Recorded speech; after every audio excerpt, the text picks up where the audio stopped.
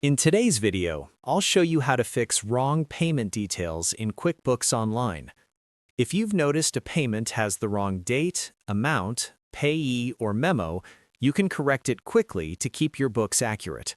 First, make sure you're signed into your QuickBooks Online account and have permission to edit transactions. Keep in mind that editing a payment will affect your reports, so double-check you're working on the correct transaction.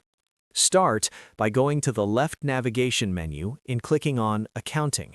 This is where your accounts and bank-related activity are managed. Next, open the Bank Transactions tab. Here, you'll see transactions from your connected accounts.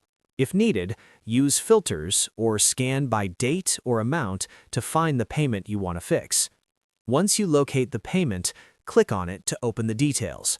Then click the payment link to open the full payment form. Now you can edit the details. Update the payee, date, amount, category, memo, or payment method as needed.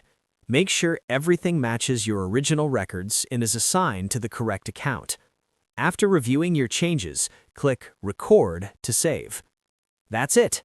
Your payment details are now updated and your records will reflect the correction.